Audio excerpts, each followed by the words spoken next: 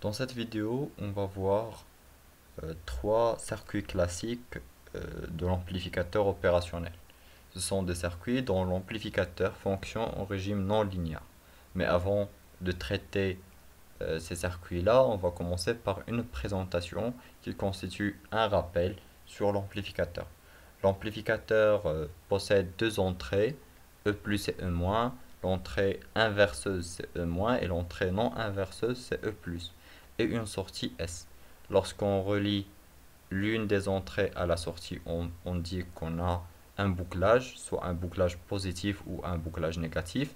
Et lorsqu'on n'a pas de bouclage, on dit que on n'a pas de rétroaction. Pour un fonctionnement non linéaire, on a trois cas.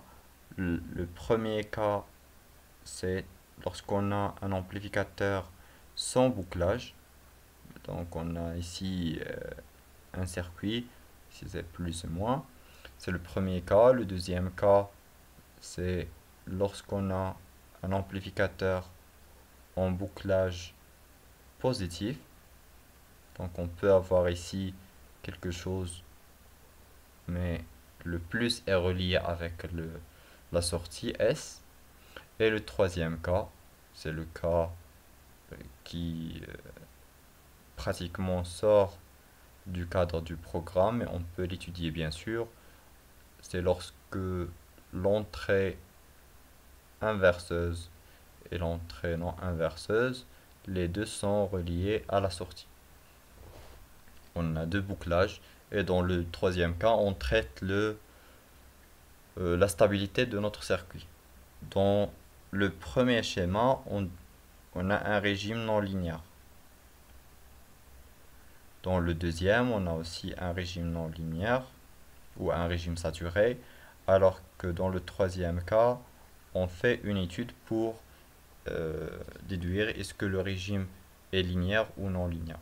Dans les deux situations où on a un régime linéaire, un régime non linéaire, la tension de sortie c'est S égale à le sin de y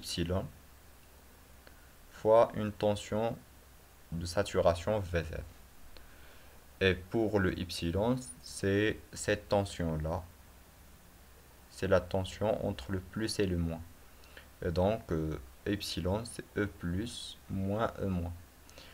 Donc, c'est selon le signe de y, on peut déduire la valeur de S, est-ce qu'il est égal à plus V7 ou moins V7. V7, c'est généralement euh, VCC. V7 est généralement égal à VCC, la tension d'alimentation qui est dans la majorité des cas plus 15 volts. Le premier circuit qu'on va étudier, c'est le comparateur simple. Le comparateur simple est constitué d'un amplificateur opérationnel, bien sûr, tel que sur la sortie plus, les deux entrées ne sont pas reliées à la sortie S de T. Et les deux entrées, sur les deux entrées, on peut appliquer une tension. Généralement, on applique une tension variable ici, une tension continue ici. E de référence. Et on peut dire que E de T, c'est une tension sinusoïdale. Donc on va considérer une tension sinusoïdale qui s'écrit sous la forme E sinus oméga T. Alors que V référence, on peut dire que c'est une tension continue qu'on va prendre dans cette situation E sur 2. C'est la moitié de l'amplitude de la tension sinusoïdale. Donc notre but, c'est de déterminer S de T. On connaît bien que S de T, on a un régime non linéaire, donc S de T égale le signe de y fois V7. Donc on connaît que S de T, c'est le signe de y fois V7. Le signe de y peut être déduit à partir de y. Pour y, on a E sinus oméga t moins E sur 2. Et donc le signe de y, bien sûr, dépend de l'instant dans le temps. Et donc Pour déterminer S de t, il suffit de tracer la tension E de t. Donc on va tracer la tension E de t à partir de l'instant t égale à 0 jusqu'à un instant ultérieur, bien sûr. Donc voici l'axe du temps et la tension E de t. C'est une tension sinusoïdale qu'on peut tracer sous cette forme-là,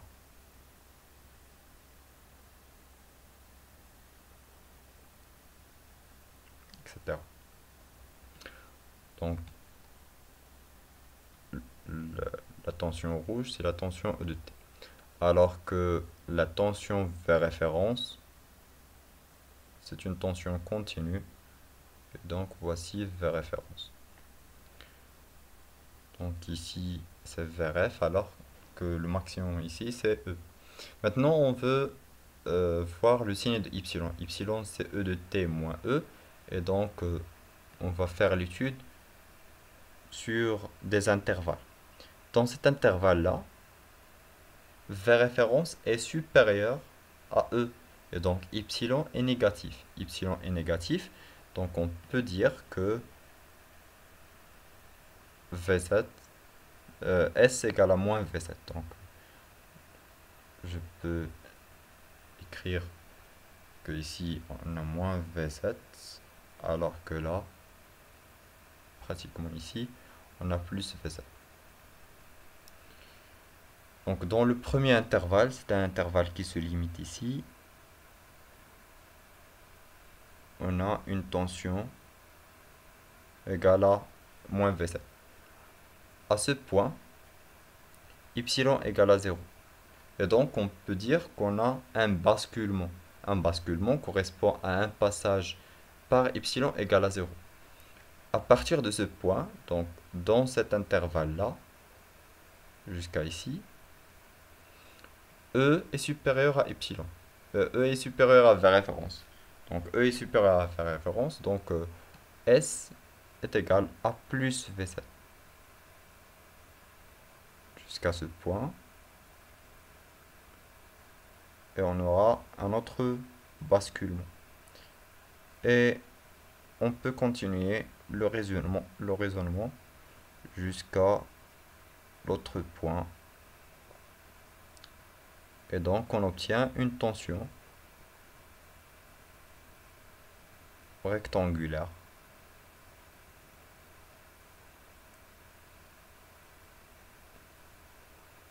dont l'amplitude est V7 et dont la période peut être déterminée après. Donc voici la tension S de t. Donc S de t c'est une tension carrée, l'amplitude c'est plus V7, c'est une tension symétrique entre plus V7 et moins V7, et on peut déduire la période de cette tension-là. Donc si on veut tracer la période de cette tension, la période c'est à partir de ce point jusqu'à ce point. Donc on peut le noter TS, alors que pour TE, si on veut commencer à partir du même point, on trouve que TE c'est TS. Et donc la tension carrée obtenue, la tension rectangulaire obtenue, possède la même période et donc la même fréquence que la tension d'entrée E de t. On a une autre propriété qui caractérise les tensions rectangulaires ou les tensions carrées, c'est le rapport cyclique.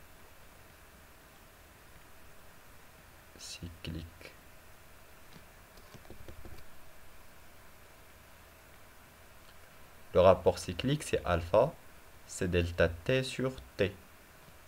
Delta t, c'est cette durée-là, la durée de l'état O. Et on divise bien sûr sur t la période caractéristique de la tension rectangulaire qui est égale à TE ou T. Donc on peut déterminer cette valeur-là théoriquement bien sûr en cherchant les instants où on a un basculement. Donc on a un basculement à cet instant-là et à cet instant c'est l'instant T1, ici c'est l'instant T2. Et on peut utiliser cette équation-là pour déterminer T1 et T2. Donc on peut écrire que E sinus oméga T1 égale à E sur 2 en T1 et en T2 bien sûr, dans les deux instants. Donc on va résoudre cette équation-là. Donc c'est sinus oméga T égale à 1 demi. Donc la solution d'une telle équation, on cherche bien sûr la solution la plus proche à t égale à 0. Et donc on peut écrire que oméga t1, la première solution c'est pi sur 6, alors que oméga t2 c'est pi moins pi sur 6. Et donc c'est 5 pi sur 6. Et donc on peut déterminer delta t. Delta t c'est 5 pi sur 6 moins pi sur 6.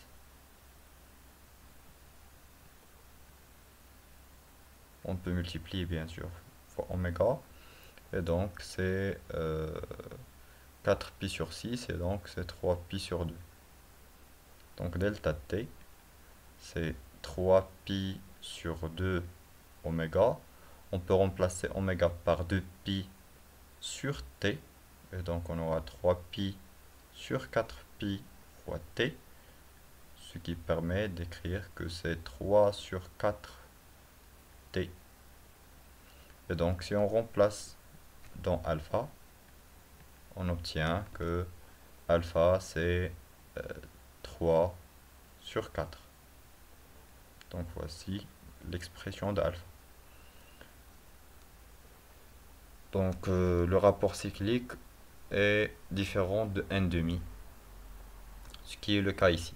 La durée de l'état O, de l'état où S égale à plus V7, est inférieure à la durée de l'état où S égale à moins V7.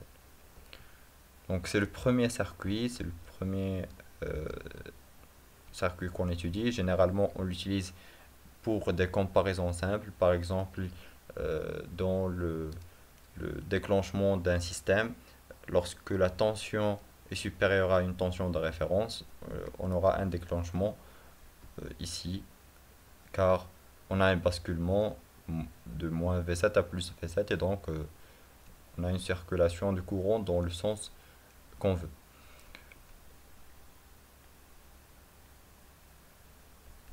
Avant de passer à l'autre exemple, on se propose de tracer un diagramme très classique, c'est S en fonction de E. Donc on trace la sortie en fonction de l'entrée.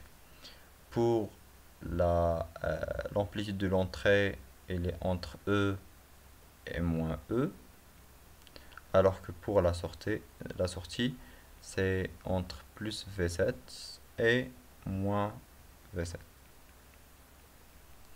Donc on veut tracer cette courbe-là.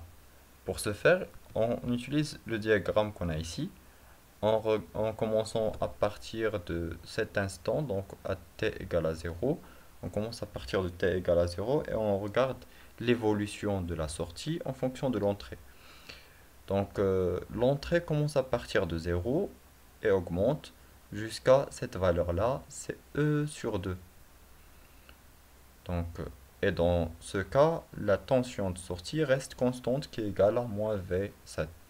Et donc, on peut dire que la tension augmente de 0.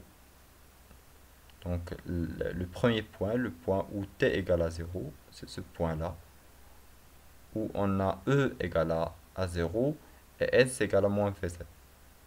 On aura une tension constante jusqu'à E égale à E référence, c'est E sur 2. E sur 2. Donc c'est E référence ici. À ce stade, on a un basculement. Un basculement de moins V7 jusqu'à plus V7 à E constante bien sûr. c'est-à-dire à ce point. À ce point, on a un basculement, donc un passage de moins V7 à plus V7, mais E reste constante. Maintenant, on aura une augmentation de E jusqu'au maximum. Le maximum, c'est E. Et S garde sa valeur. Et donc, on aura une augmentation jusqu'à E. Et S garde sa valeur.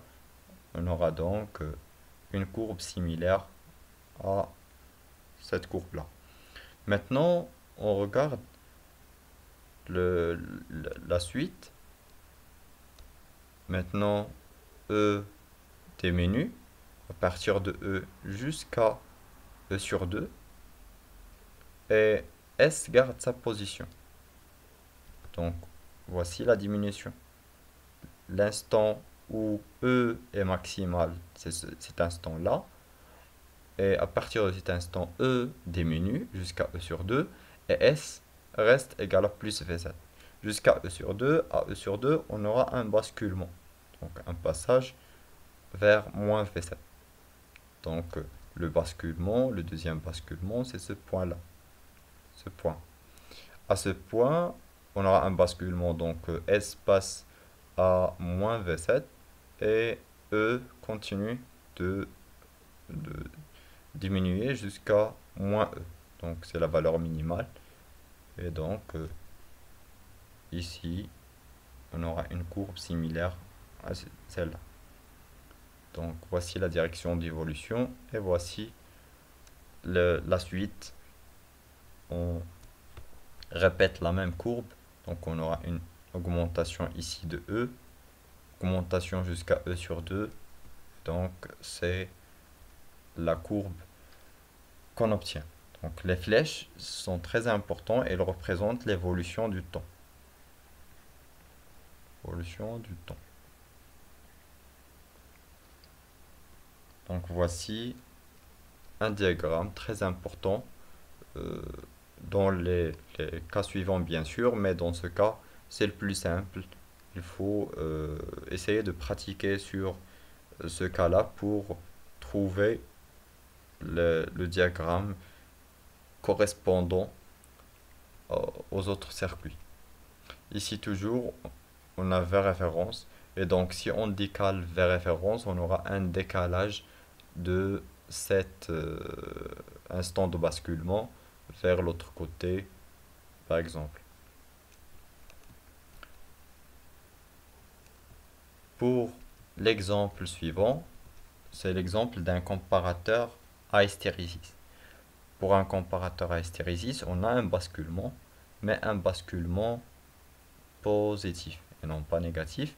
Un basculement positif, donc l'entrée inverseuse porte une tension E de T, alors que l'entrée non inverseuse porte une résistance ici,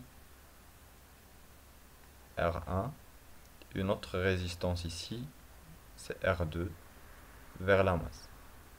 C'est la première ou le premier circuit. On a un autre circuit similaire à celle-là. On a toujours notre basculement, notre bouclage positif. Donc voici R1, R2. Mais la tension d'entrée est sur R2. Dans ce cas-là, on a une masse sur l'entrée inverseuse. On va essayer de traiter cette configuration et après on va discuter un peu sur la deuxième configuration. Donc, voici la sortie et voici la sortie ici. Pour cette configuration, on a toujours un régime non linéaire, donc S n'est autre que le signe de y fois V7. Donc il faut déterminer epsilon. Le E- c'est simple. Donc c'est E plus moins E-. Le E- c'est simple. Il suffit d'écrire que E- c'est E de T. Mais le E+, pour le trouver, il faut appliquer Millman à ce point-là. Donc si on applique Millman en ce point, on peut écrire que c'est S sur R1 plus 0 sur R2, 1 sur R1 plus 1 sur R2. Donc on peut simplifier cette expression en écrivant que E plus égale à R2 fois S sur R1 plus R2. Et donc on peut déduire que Y c'est R de S sur R1 plus R2 moins E de T, qu'on écrit généralement sous la forme de GS moins E. Et donc, si on veut S de T, il suffit d'écrire que c'est le signe de GS de T moins E de T, le tout fois V7. Cette équation est très difficile à résoudre car on a S ici et S là. Et on peut pas bien sûr expliquer mathématiquement c'est quoi le signe d'une fonction compliquée comme ceci. Et donc, pour résoudre ce problème, on utilise l'astuce suivante. On suppose que à t égale à 0, S de t égale soit plus V7, soit moins V7, c'est la même chose. On peut supposer que c'est plus V7. Plus V7 et donc Y est positif. Et maintenant, on cherche le basculement. Donc, on cherche Y égale à négatif. C'est-à-dire Y d'un instant T1, bien sûr, soit négatif. Et si on cherche le basculement, on cherche l'instant où Y est nul. Si Y est nul, donc G fois S de T1 moins E de T1 égale à 0. Et on cherche bien sûr T1 moins et non pas T1 plus. Donc on va remplacer S par plus V7. Et donc c'est G V7 égale à E de T1. Donc c'est le premier résultat qu'on cherche. Maintenant on doit connaître la forme de T1 de E pour déterminer l'instant T1. Maintenant on a à partir de cet instant, donc pour T supérieur à T1, pour T supérieur à T1, Y est négatif. On avait Y positif, et à partir de l'instant T1, on a un basculement, donc à partir de cet instant-là, Y est négatif. Y est négatif et donc S de T égale à moins V7. Maintenant, on cherche un autre instant, T2, tel que et Y de T2 égale à 0. Et donc, c'est moins G fois V7. On remplace G par moins V7, car on s'intéresse à l'instant T2 moins, égale à E de T2.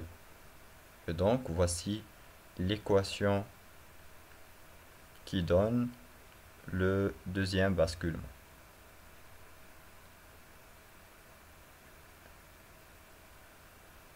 Et donc, à partir de ces deux équations, on peut directement déterminer l'expression ou le traçage de S de t.